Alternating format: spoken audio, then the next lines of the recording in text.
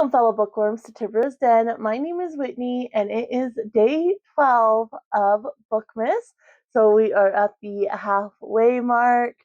And yeah, let's go ahead and jump right into it.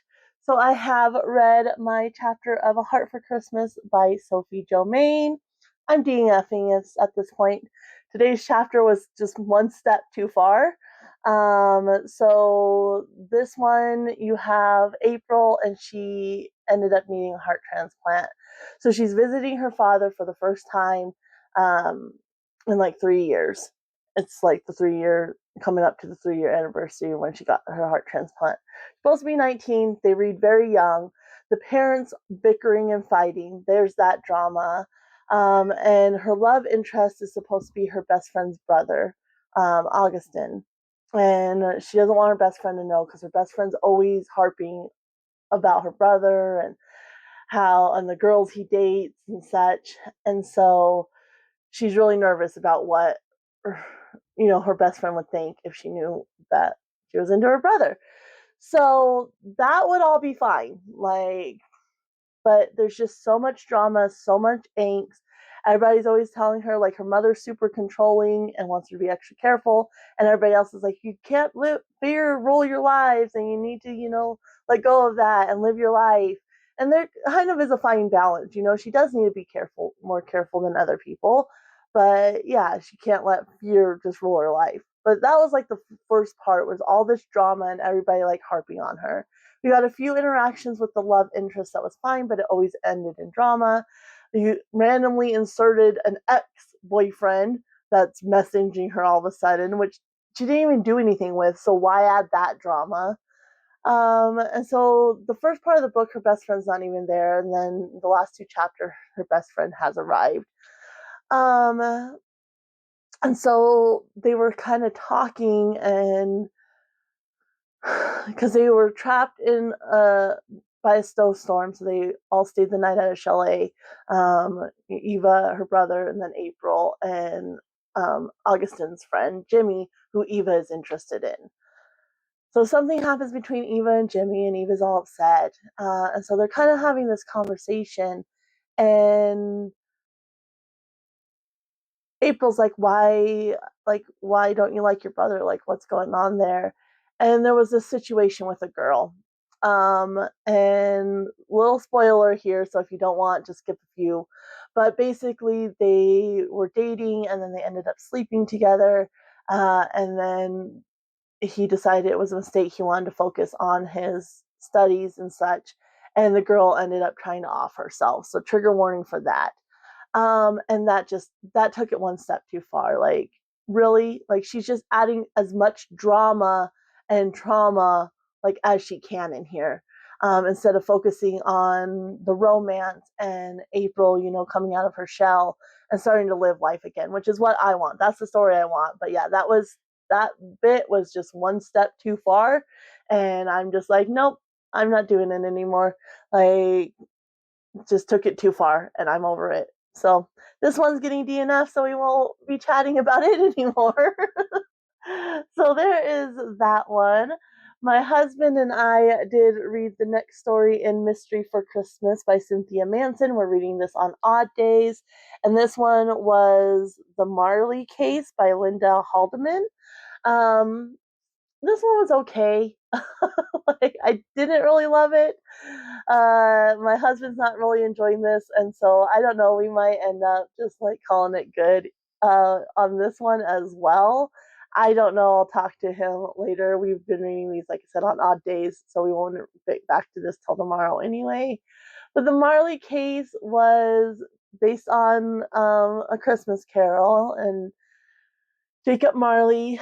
And so you have this family, and the dad's kind of a bah humbug, but his wife is very into Christmas, and he thought it would kind of die down as the kids got older, but it hasn't. And the kids ended up being in like a high school rendition of A Christmas Carol. And so they're talking, and they're like, nobody, it's established right from the beginning that Marley is dead as a nail. And but nobody ever talks about like how he died. Like, and so they're like throwing out ideas. And then when his son, I think, was like, maybe he was murdered, So then they're going to like midnight mass at church, and he's like, he's bah humbug, and he's like, no, you guys go, like, I'm over it. Like, you go, I'm gonna stay here. And as soon as his family leaves and gets around the corner, he turns off all the lights, all the Christmas lights and such. And then he's like harping on. He had a thing about tinsel. Everything was looked like tinsel, and he hated it. And so he's harping about how the moon, it was a full moon, it was so bright on the snow, and it looked like tinsel, and it was seeping into the house. So he ends up drinking some brandy, and he ends up falling asleep. And then he gets visited by the ghost of Marley. And Marley's like, I did kind of like the premise of, once a work of fiction is created, it has like a life. And so I did kind of like that. And so he's like, now that you've thought about this, like, even my creator didn't think, about that question, but now you have, and now we need to see it through. And so he goes back to the past, the Ghost of Christmas Past, which ends up being his daughter dressed because she played the Ghost of Christmas Past in the play or whatever that they put on at school. So she's the Ghost of Christmas Past taking him back. And they end up following. And the thing I didn't like, it ended up kind of being like a voodoo type twist. Um, is how Marley ended up dying. And I didn't like that aspect. Like, I just didn't seem to really fit like the vibes. It's like I wish it would have just been like an actual murder. But yeah, so that was that. My husband's not really enjoying it. I'm not really enjoying it, so I'll see what he wants to do. But um, either way, we're not going to get back to this till tomorrow. So there's that one. Then let's see here.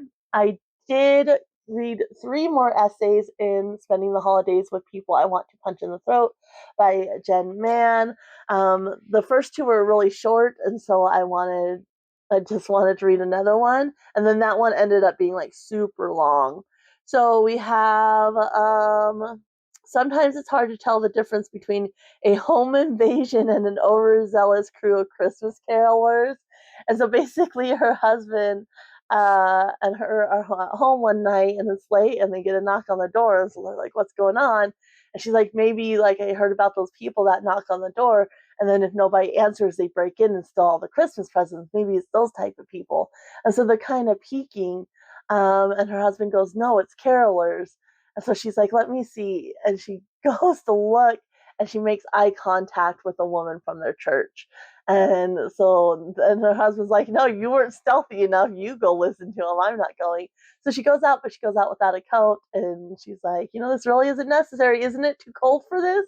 "No, no, no." And so they sing a song, and she's like, "Yay." And like, "Go on now." And they're like, "We'll wait for you to get a coat. We have more." And so she tries to get her husband. He's already in bed. He's like, "Nope, like, I ain't going out there." So she goes out there. They end up singing 3 more songs. And then they're about to sing another one, and all the lights cut out. And her husband goes, like, "This is private property. You need to leave now." And ever since then, they've never come back. So it was just kind of funny how like she got wrapped up in it. I would have just been like, "Nope, no, thank you, bye." Like, I don't care if I go to church with that lady or not. And then it says, "You can keep your cookies. I'm just here for the booze." And that one was about like a cookie exchange. I've never heard of it, but there's apparently the thing called a cookie exchange, and everybody bakes like a different type of cookie, like a big batch. Excuse the dog.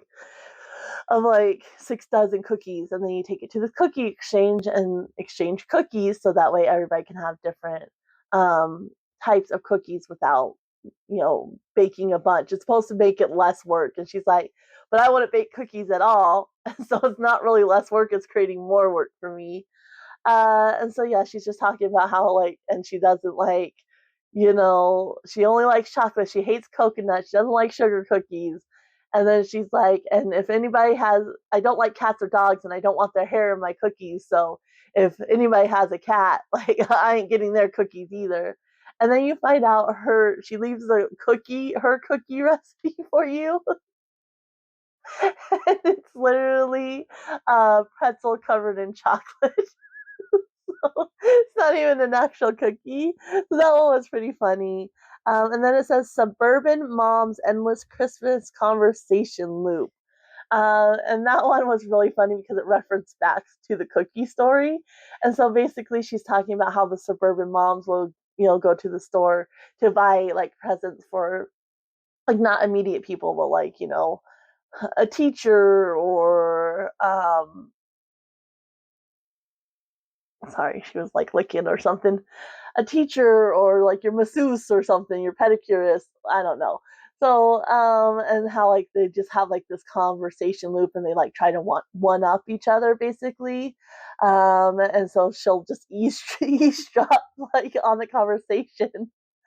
And they caught her and they like mentioned her cookies. So it was pretty funny too. So I read those two. And now there's two more in this section, which was making my own Christmas memories. Note they still suck.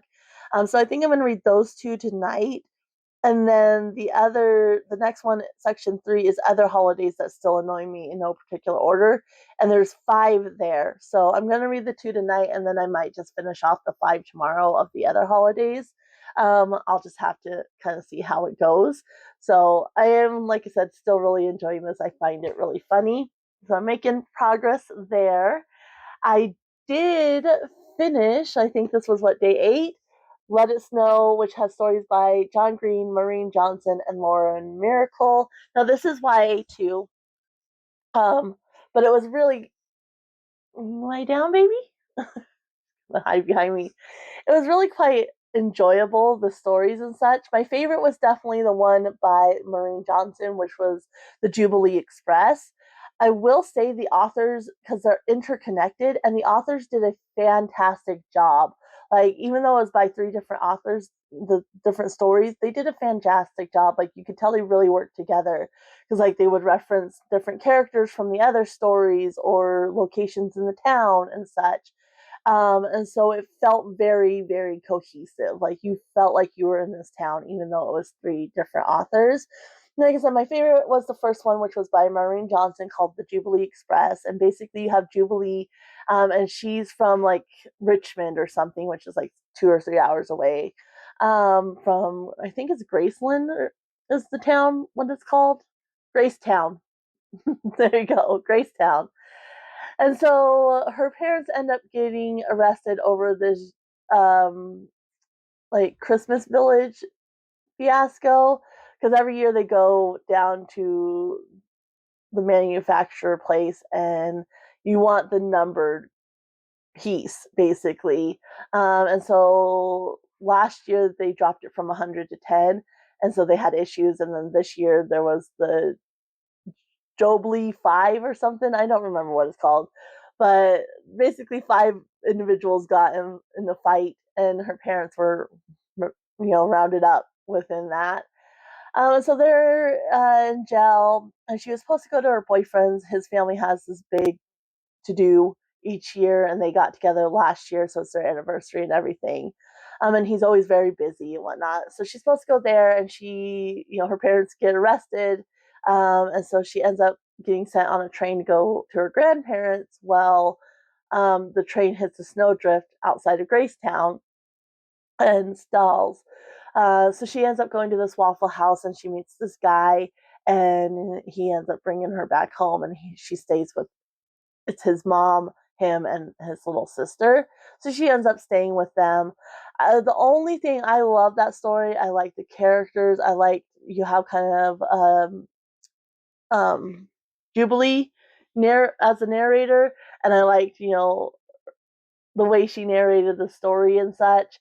The only thing I didn't like was the fact that she did have a boyfriend, this whole time. But I did like, I think his name's Stuart, and he went through a similar situation where his girlfriend, which is very busy, didn't have time for him. And like she's going through all this stuff, and she keeps trying to call her boyfriend. And he's like, "Oh well, I gotta go do this. I'll talk to you later." He's like, "He's avoiding you. He's gonna break up with you." And so she ends up calling and like just laying it out on the line. So I did kind of like that, but I didn't like the fact that she had a boyfriend. I almost wish like that they had broken up, and then she got sent on this train, and then she met Stuart. But other than that, I really loved that story. Then we had John Green, which was a cheer-tastic Christmas miracle or something like that. I'll tell you here in a second. No, it's Cheertastic. Yeah, Cheertastic Christmas Miracle by John Green. So the whole premise of that one, you have these three friends, two guys and a girl, and you have this Waffle House, which is where Jubilee goes after she gets off the train to meet Stuart. Well, there's these group of cheerleaders on the train, and so they end up at this Waffle House as well. And so the guy that works at the Waffle House, which is in the other story, like I said, the connections, they did a very good job making it cohesive. Is like, dude, you guys got to get down here. There's, this group of cheerleaders and bring Twister. Well, the other two workers that are there call their friends, and they're only going to let one group of friends because they don't want too many guys to, weaken the cheerleader to guy ratio. So you have that. I did not like the way the cheerleaders were portrayed, and kind of like that whole like misogynistic, like, oh, it's cheerleaders, like we're gonna go and they're gonna make out with us and such. Which the female character in here does call them out, but they just see her as one of the guys, and she really likes one of the other characters, Tobin. But they, just treat her as one of the guys, and so she's getting kind of frustrated with that. And she does call him out on the whole cheerleader thing. Well, basically, it ends up being this race. They're trying to beat the other two groups to get there for the cheerleaders.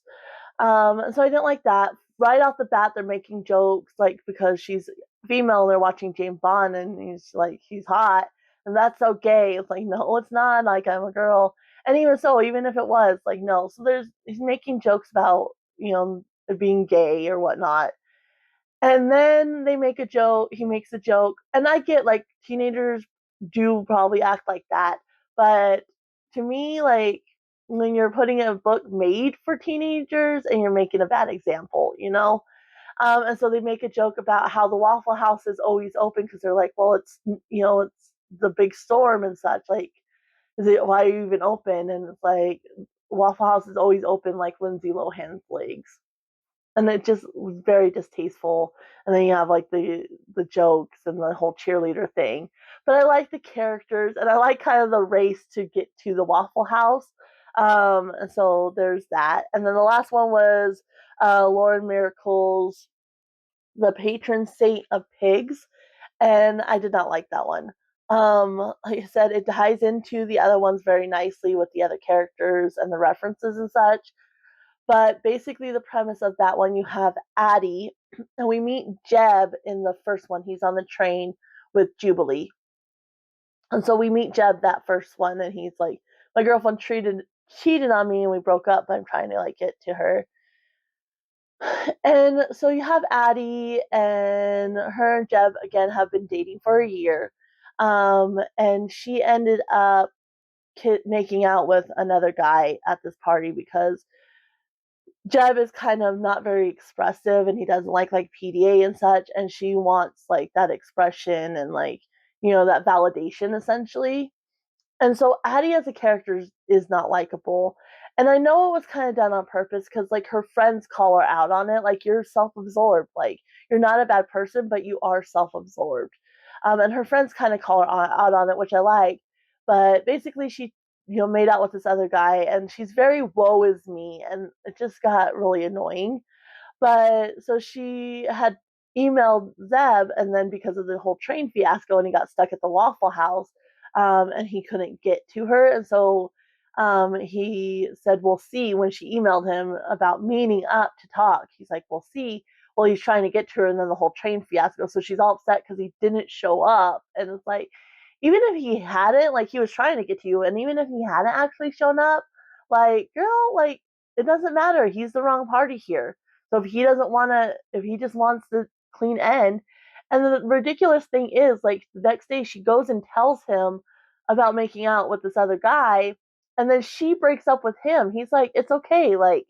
I mean, no, obviously he's not happy about it, but he doesn't want to break up over it. And she's the one that breaks up with him. So then for her to be all woe is me, like, no. So she's not very likable. Well, her friend got a teacup pig, which there's a problem there. It's not a real thing. They're marketed, like teacup pigs are marketed, but just a little researching, you'll know that, like, no, it's not actually teacup size, which kept harking on, like, how cute, and I'll put it in a little cup. They're not actually teacup size. Like, they still get to like 100, 200 pounds. So, just a little research, the author would have known that. And then I did not know this. Like, apparently pigs can chew gum, and her friend was like, I got him like packs of gum, but it's not necessarily good for them because if they swallow it, one, sugar, and two, like if you get sugar free, it could have xylitol, which is toxic. And two, like if they swallow it, it can cause problems. Like some pigs will spit it out, like chew it and spit it out, and it can be like very much an enrichment thing for them. But she doesn't talk about that, like how in moderation or whatnot. So pigs can chew gum, but it's not necessarily good for them, and you got to be careful with it. But anyway, the whole teacup pig. So they're like he's gonna come the breeder is coming through, and so she said she knows the guy at Pet World, like the owner, so she'll drop him off there, and then I could come get him. But there's a big snowstorm, and she can't get out, and the Addie's like, I have my dad's SUV because I gotta go open tomorrow, so I'll go on my break and I'll go get him.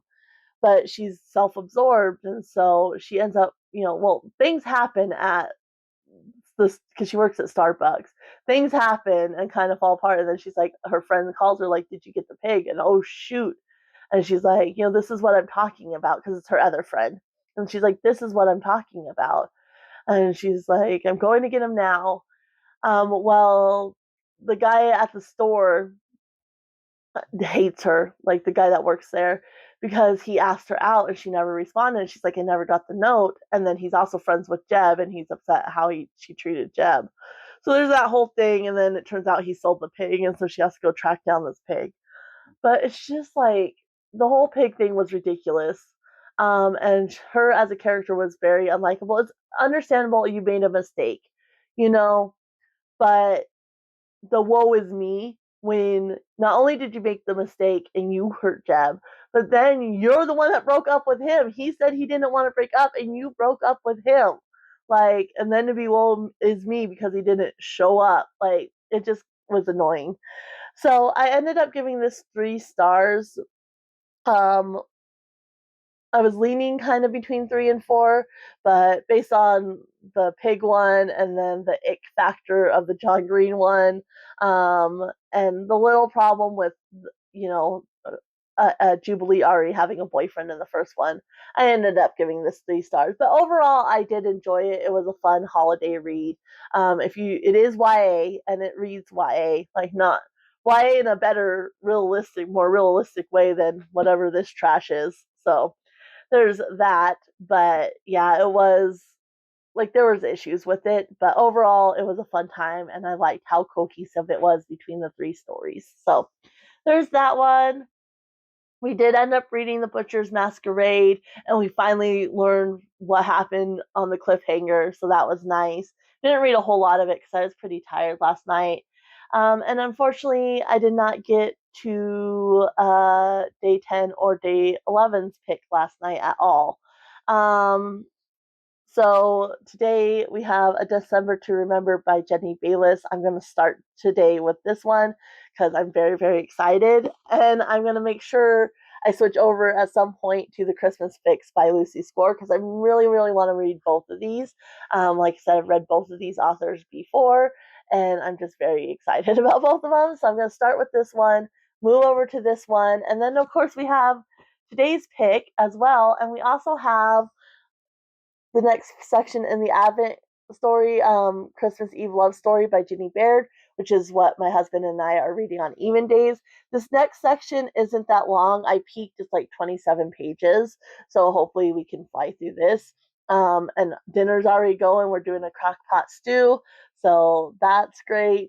And so yeah, once I get this video done and I need to do bills and budgeting and such, then I'll be able to dive into reading. So we'll be reading this with my husband and then the other 2 books. And we got to see what today's book is. It is a paperback. It is a little bit thinner, so let's go ahead and see what we got here, because I have no clue what this could be, because it doesn't feel like a contemporary romance because it's not the right size. But I don't know all the other books, so we'll find out right now, I guess. So make sure it's not super tight in there, and still catching. Okay, maybe it's still catching. Okay, there we go. Okay, this one is Midnight at the Christmas Bookshop by Jenny Colgan. And so, yeah, we'll see about this one. And it is a sequel. I did not read the first one, but I think that will be okay. And look, it has a bookmark, a banned books bookmark in here, at page 20. So apparently somebody maybe gave up at that point. I don't know. But yeah, it is a sequel to the Christmas Bookshop, but I figure it'll probably be fine. And so it says, Christmas comes early, far too early, to Macready's little old town bookshop in Edinburgh. It's summer hot and summer hot with long daylight hours, but an American production company has decided that Macready's is the perfect location to film a very cheesy Christmas movie. After all, who can resist the charmingly narrow historic streets with its Victorian gray stone buildings and warmly lit shop windows? Carmen Hogan, who has taken over the day-to-day running of the bookshop, is amused and a bit horrified by the going on. But the money the studio is paying is too good to pass up. After they moved on, Carmen uses the little windfall from filming to enlarge the store, which involves clearing out an almost forgotten storeroom packed full of old books. From deep in the stacks, old Macready's secrets emerge, just as snow begins to fall and the lights of Christmas blink on outside.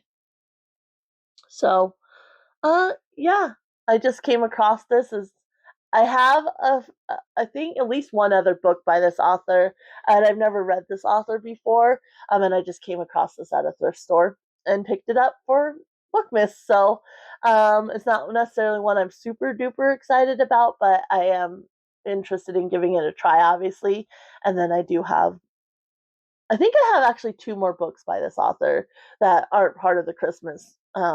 So if I enjoy this, obviously that'll entice me to pick up those other two books as well. So this is the lineup now. So we have back up to 4 again. But I am getting closer to being done with the people I want to punch in the throat. And then I have 3 that I need to get started. So, like I said, my plan is to read A Summer to Remember this morning, then move over to the Christmas fix this afternoon, evening, and then I'll probably start Midnight at the Christmas bookshop at bedtime. And then my husband and I will obviously be reading Christmas Eve Love Story and The Butcher's Masquerade as well.